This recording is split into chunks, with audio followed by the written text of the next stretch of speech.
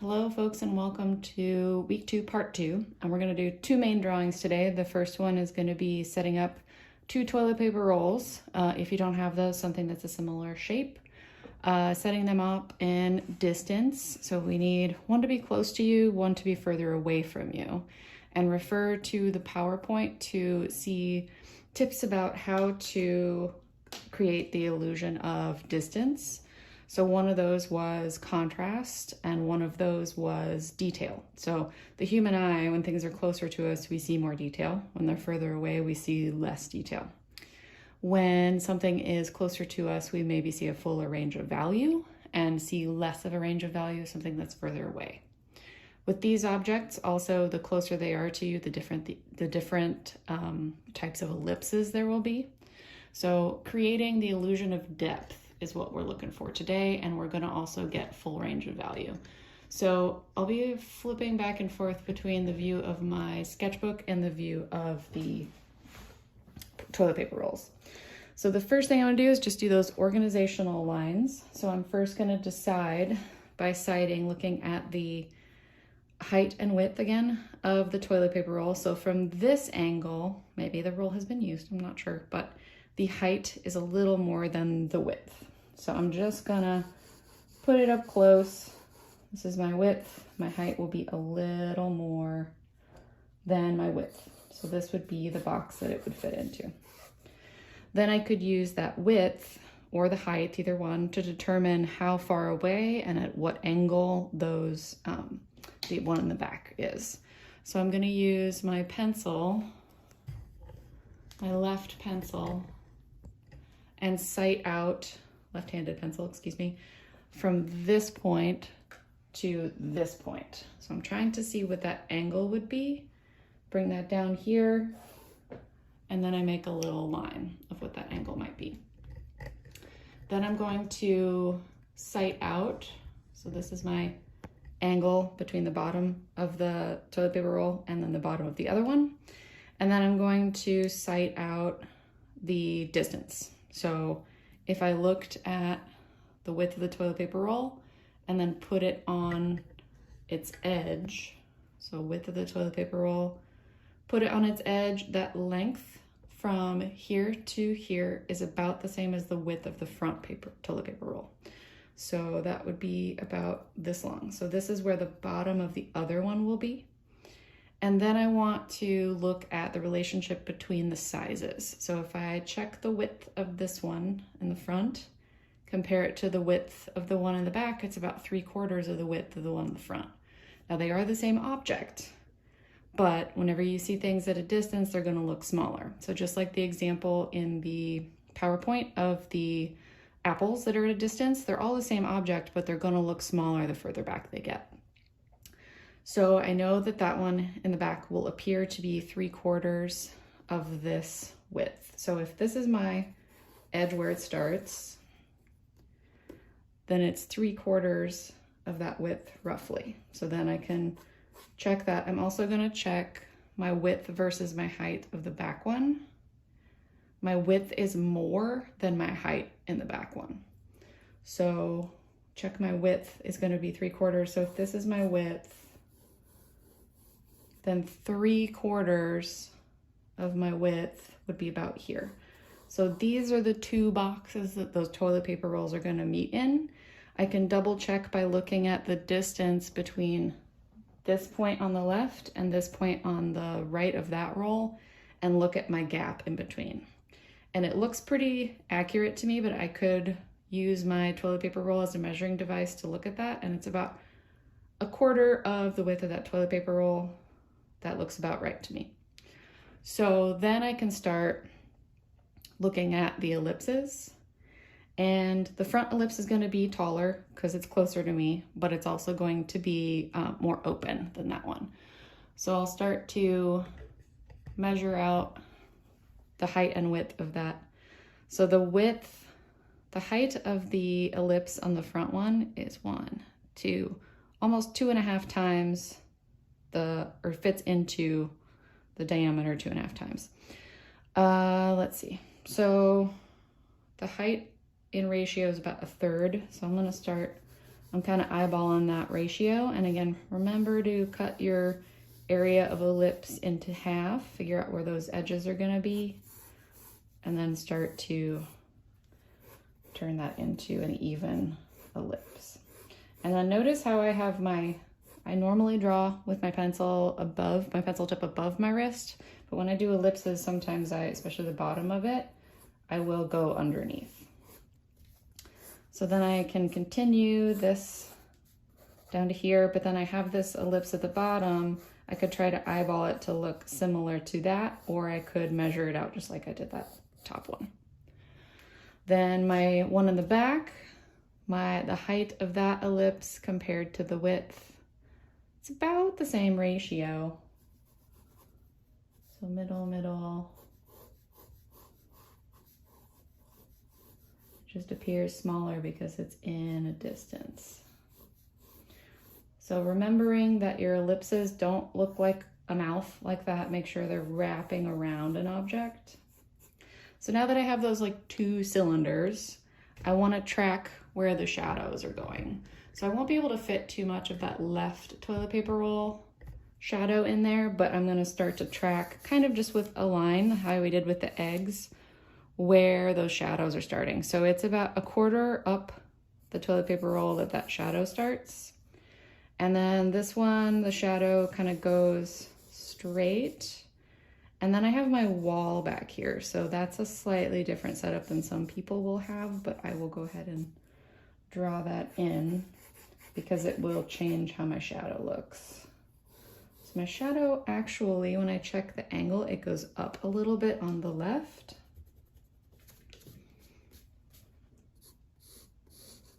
And then there's this funny shape on the back wall, but I'm just getting some gestures in there. Then before I start too heavily into my shadows, I want to make sure I have those inside ellipses of the toilet paper roll. This one will be a lot smaller. And if there's any other defining marks that I feel like I need. When I look at this now, I feel like my front toilet paper roll needs to get a little bit more open. You're not at the exact same angle that I am, but I'm gonna adjust this ellipse to make it a little more open, because I can see a little more of the inside of the cardboard part. And once you get those proportions how you want them, then you can start to look at your value structures. And you can see I'm being real sketchy right now, but I will clean things up as I go. So now I could start to kind of track where my shadows are gonna be. So I have this kind of rough line right here of where it transitions between like a bright tone and a mid-tone. And then I have darker shadows over here, and then my shadow's very dark. And then within the toilet paper roll, light is coming in and it is hitting, I can show you with the camera. It is hitting a little bit of a light is peeking in right there. And when you have the inside of an ellipse, if the light is coming from this side, this is going to be a shadow on the right. It's like the opposite of the outside. So the light's hitting here, it's going to be lighter. The light's hitting the inside, so the light's going to be on the left on the inside and the shadows will be on the right.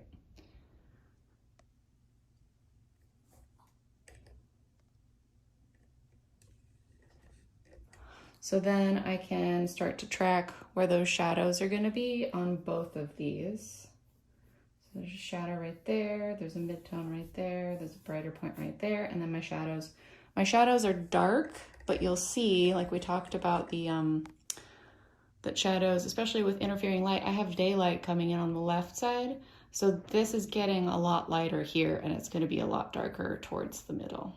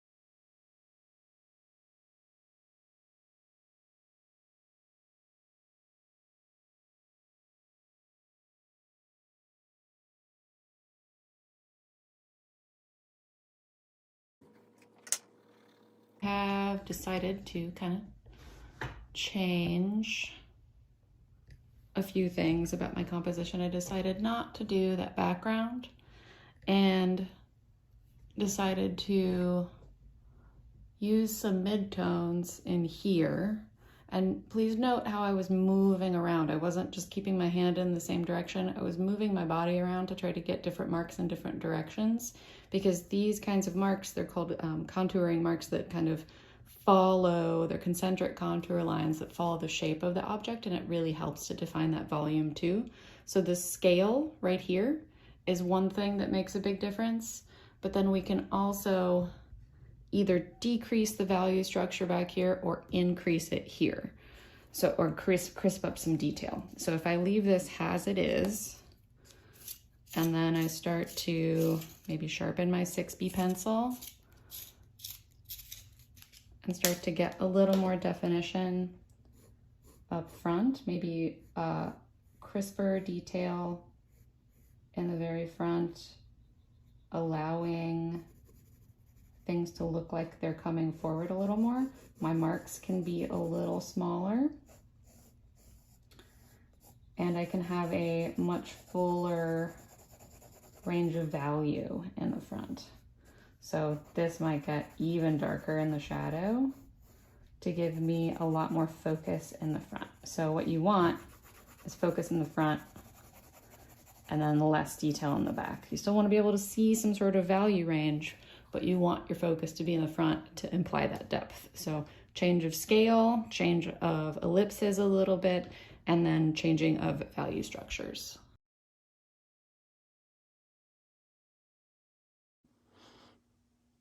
Hello again. This is going to be our second video for week 2. So for this video, you have to do 3 objects. One of those has to be the toilet paper roll that you used in the last one. One object that is angular, so I'm considering that little pot to be angular, and then one object that is round. Whoops. And you will be using 3 different mark making systems within the drawing. So smudging and regular shading would count for one of those. And then, you know, whatever methods, if you want to try something out different that you didn't use in the eggs, that's great. But then figuring out your composition might be the first step that you're going to do. And also consider, like it says in the notes, you could think of this as some sort of representation of what's happening in the world. So I'm thinking about the apple as like, some people might be experiencing some food shortages or concerns about finances. And I'm looking at the plant as something that is positive. It could be about growth, something symbolic of that. But again, you have to use one of the objects that was in the first drawing. So the first thing I might want to do is kind of just move things around, see how I would want to draw it. Because this plant is a little droopy, just the way it's growing, I kind of wanted it to be a little more like so that I could see the underside of those leaves. And I could put the apple over here, or I wanted to have that apple over here because then I see this shadow that then it's going on the ground plane, but then it's casting onto the toilet paper roll too. So I think that's kind of interesting. So I can zoom in on our setup for you. So that shadow over here, it's kind of it's a nice challenge. And then I have a cast shadow on top of the toilet paper roll and one underneath. So the first thing I'm gonna do is figure out my main composition. I'm just gonna be using my hard pencil and mapping things out. So using your siding for both proportions within an object, relationships of objects, and for angles. So for that pot, I'm going to use my pencil to figure out what the angles would be. I'm going to use my measuring to determine like maybe the bottom of the pot, maybe that distance is the same. Oh, it is between this bottom of the toilet paper roll and this part. So I can start to make some comparisons. So the width of the apple is not quite the same as the width of the top of the pot. The bottom of the pot is about half of the top of the pot. The length of that leaf is about the same as the width of the apple. So start to do those comparisons between objects.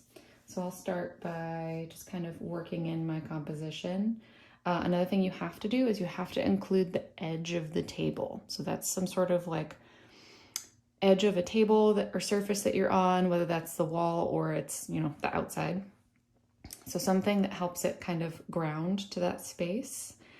And you also have to include your cast shadows, and you have to keep everything within the page.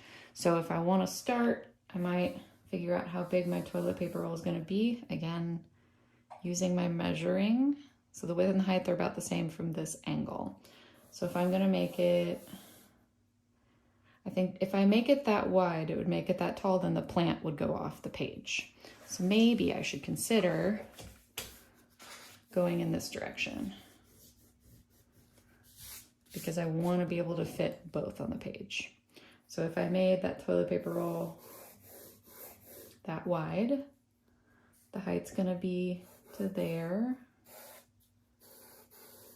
And then the height of the pot is about the same as the height of the toilet paper roll, but it fits.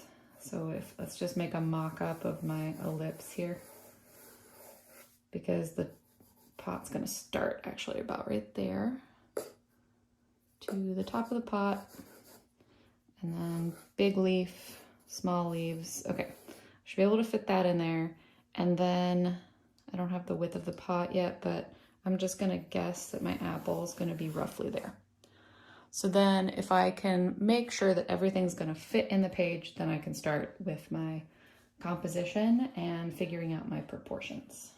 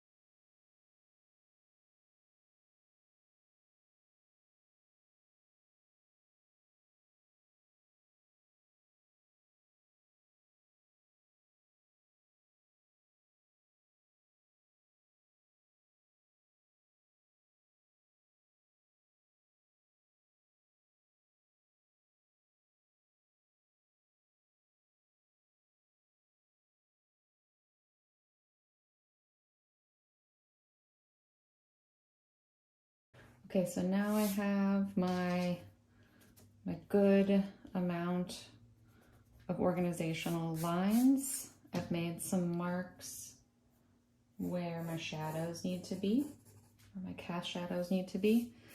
And, oh, I missed one.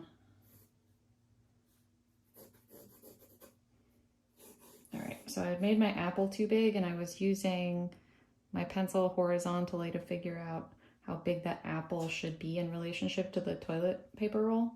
And so now I have all of that kind of worked out, and I'm gonna start to look at the value structures and everything.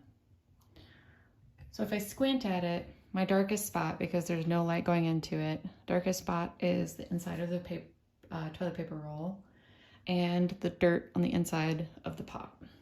My next darkest areas, like in here, where I see a shadow meeting in here, the very underneath of the apple. And this shadow, I think, is darker than that shadow because more atmospheric light is coming in towards that. So I could start with my darkest areas and then kind of note where my areas of midtones would be.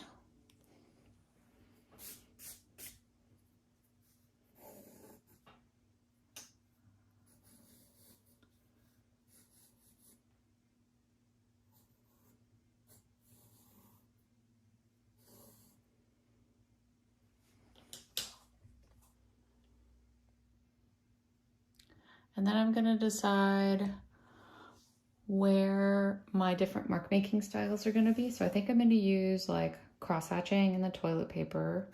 I'm gonna use maybe scumbling on the table and then regular.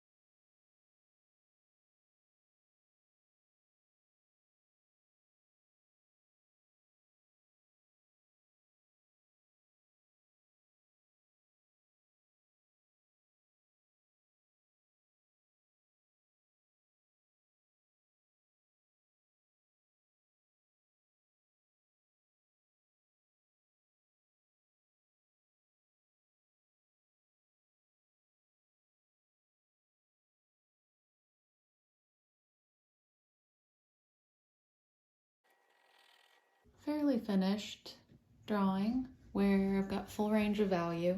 I used cross hatching in the toilet paper roll. I used smudging and shading over here, and you can see I used the eraser to like erase back a little bit of the reflection on the apple. And then I used scumbling in the ground. I feel like scumbling is really good to use for when you have a large area to fill up. And then because I had those 3 mark making strategies done, then I could do whatever I wanted in the plant. So I kind of did this like vertical line thing to start with, and then I realized I need a lot more flexibility, so I ended up doing like those vertical lines in combination with the regular shading, and I think that kind of helped me to get that striations in the pot. So set up your still life and be sure to have those elements that are required for what they are and have 3 different mark making systems, and like mine you can use more than 3.